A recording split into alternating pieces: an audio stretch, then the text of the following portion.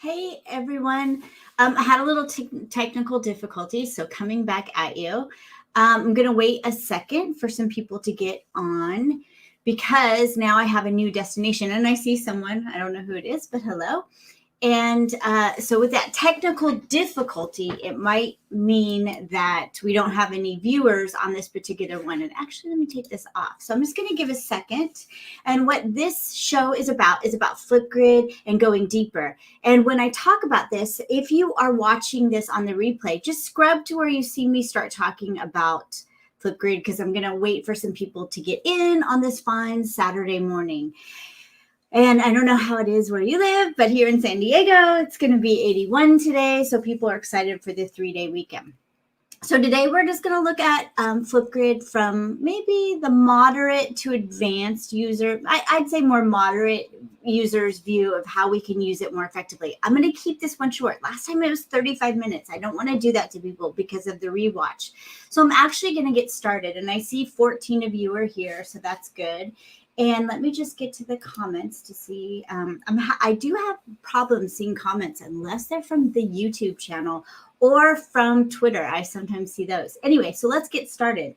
The first thing that we're going to talk about really is some ways that I recommend we use Flipgrid for really powerful digital assessments. Let me take these off again because of the glare of the sun. But one of the things that Flipgrid can do is it can be a place where kids, after reading a chapter in a book, go tell you about what they read before you discuss it, so you can see their comprehension. And one of the great ways you do that and things like that is you go here, and I notice when I'm presenting to schools, a lot of teachers, when I show this, they're like, I didn't know that could be. And for me, I've known forever. So like, I forget that people don't know this. So if you're an advanced user, you probably know this as well. But I am now in the video portion of Flipgrid where students can leave a response. And when I do that, I have some tools down here, and I have to look over here because I'm using my second screen, but I have effects. And a lot of teachers are not using, I've learned, this board effect. So if we look here, we have filters and frames and emojis. And if we head to this board effect, you'll see that when I choose the whiteboard, it's going to put me half on the screen, and then I have half a whiteboard. So I could make it less of me, which a lot of kids like to do. And if I do that now, I can come back to this little arrow and I can come to sticker, and kids can. And what I'm going to do, I took this image. You're going to see my thing here. I took this image off of Google, and I'm going to drop it in here. And now students have a map, and I can size this. But now they can tell me, and they can come back to effects. They can go to the draw tool. And now I could ask them to tell me which parts of the states are the Midwestern part. And maybe they draw over here, and I'm just drawing right now. I'm not going to get like all the right perfect Midwestern states, but they could draw here and then tell you about the Midwestern states are called the Great Plains.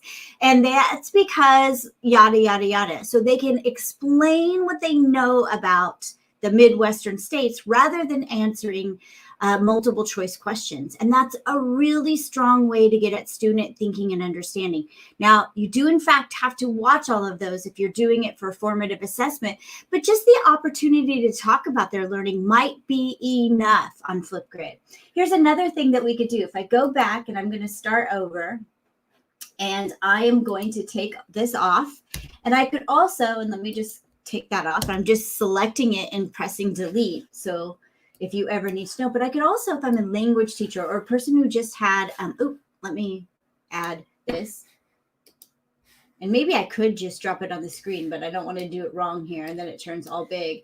But I could have students who are turning in a report or something, put it on the screen and say, Ms. Clark, here is my 5-paragraph, or this is 4-paragraph persuasive essay. I am really proud of, and here we go again, we can go back to draw and say, I'm really proud of this paragraph. I worked really hard on this one. I really like the use of the word whatever, because I can't see it in there. And so they can explain to you their writing piece before they turn it in. And it's something that we haven't done in school before. Kids turn in writing and we just grade it all up. Instead of hearing what they thought about, why they did the paper, why they chose what they chose, why they chose the evidence, what they're most proud of. They could use another drawing color, and they could be like, this is my intro. If you were to give me feedback, please give me feedback on the intro. I'm a little like, I could have done a better job there. And this really starts a communication between the teacher and the student to really empower their learning. And this is what blended learning is about. As we talk about blended learning, this is it. This is empowering using these Google tools, or sorry, not Google tools. This is Microsoft, which we need to give a little respect for, because Microsoft bought this and made it free for every educator, hosting all of those videos and paying for that. So like, bow down to Microsoft for that. And now we can hear about student learning journey. So that's one way that we can dive deeper. Another thing that I've noticed when I'm presenting at schools that teachers don't know about that I want to show you, I'm going to close this out and come back to my dashboard. I'm just going to use one of my student ones. And they always love when I come in here and like leave a video random, and I'm just talking like I am to you guys. But if I come here and I come right to this, if my student, let me just join with my Google. I need to be using my educator account. Give me 1 second. Well, actually, let me just go back. I'm not going to go over to the educator part. But if I am, and let me come back to my groups, and that's what I'm doing for anybody. And there should be one of these that I can use. I'm going to try this one. Yeah. Okay. And I'm going to come over here, and you know what? When I set these up, I set them up with their email address. So sometimes I can't get in, but these are, I miss students anyway, because I haven't been able to go over here. But if I come here to record a response, this is something teachers often don't know about. But up in the corner, there are these two little buttons. The kids have pressed them, but often if the teacher doesn't know to tell them to press it, what happens up here is this shows the topic again. So they can go, oh yeah, that's what the teacher asked me, and they can think about it. Now, you'll notice also that back at the topic, and I'm going to close this, back here, you have this little button that's blue. A lot of Google users don't know about this because we don't have this tool in our Google ecosystem. But this is called Immersive Reader. And for kids who need this can be read to them, and so they can read it. But what's more important, if a parent wants to help them, and this is big for me because I live in San Diego, I can come over here and I can choose a language, and I can choose Spanish. I can even choose Mexico version of Spanish, the dialect used there. And now I can do it by document. And now a parent can read that question, and it can be read to them in Spanish so they know how to help their student.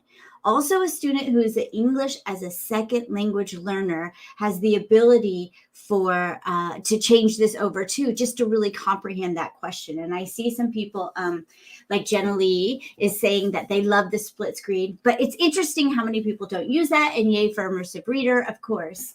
And a lot of Google educators don't know about that. There's also a Chrome extension that you can use this Immersive Reader. Another wonderful thing that Microsoft is doing for the educational world for free. Just amazing. So we have those things that you can do on Flipgrid to go deeper. Now, another thing that can happen is this, and I use this not as often as I should be. Let me head back. Hold on, you get lost in and let me head to the dashboard. Oops, I'm going to my Flipgrid, which is something I did want to talk about. So I'm just logging back in. But one of the things I need to do more, and I've started to do this year a little better, is mixtapes. Now, mixtapes allows me, if I look here, I have student work for fall 2020. There are a few things kids did that just wowed me. And I want to be able to show those next year, or show them in workshops to show people how powerful this can be. So I keep my student fall work here, and you can see I have some kids who just killed it with their responses. This way, next year, I show that, and kids can have one leg up kind of on leaving responses. And maybe the teachers that they had this year weren't having them do it quite the way that I do. I get pretty focused in on getting from them really powerful responses. And I spend a lot of time helping mold their responses in the first few weeks of school so that later I can get beautiful things. And then I take mixtapes and I save them. How do I do that? If you're wondering, let me head back here at discussion. Let's say that one of these was, I can't get in. Hold on. Let me go back to my other Flipgrid. Sorry about this. So if I really like this one, I can click on it, and I'm going to stop here. And oops, not from here. Sorry. I'm under theirs. I need to go back, and I need to go to my dashboard. And now, when I'm in the teacher view, I like to call it over here, and I think this was language arts. In this teacher view, I click on this. And here I can do actions, and I can do add to mixtape. And then it's going to, when I do that, I haven't added this one. So let's do it. Add to mixtape. I could either put it in a mixtape I have, or I can create a new mixtape. And how wonderful would it be to create a mixtape for that student and have some stuff to show her parents in the event that maybe she has an IEP or a 504. So when I go to a meeting, I can pull this up and be ready to show growth.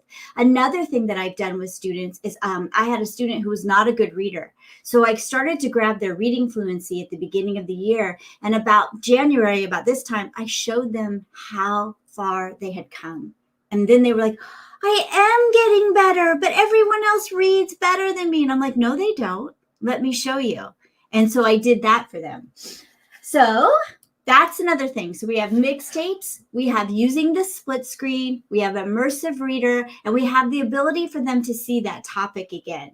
I'm just going to check really quick. Now, the last thing that is a kind of a pro user thing that you can do, and I don't know if you know this, but let's go over here and let's click on her video. Now, her video automatically comes with, well, let me do it from this point because I don't know what hers says. And I don't want to be embarrassed when you do it on the fly. So I'm going to come over to Shorts where I've made some videos. And in this video, and I hate this video, I hate even showing you this, but I have closed captions. And if I click the closed captions, I have the ability to change it. So if it gets it wrong, I can change it to that. So if you click on closed captions, you have the ability to change what those say. I'm going to get out of this one. I so hate this particular video of me. I was in a hotel room. So that is kind of important to know because sometimes it gets it wrong. I use Flipgrid most of the time to leave directions for students. And those closed captions become very important. That's why there's so many shorts on there, on the shorts. And that's just the ability for you to make your own videos so that I can create shorts that leave directions for not only students, but more importantly, parents.